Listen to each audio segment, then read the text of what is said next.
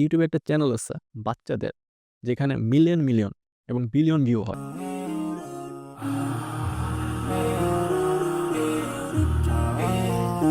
চ্যানেলটির নাম কোকোমেলন।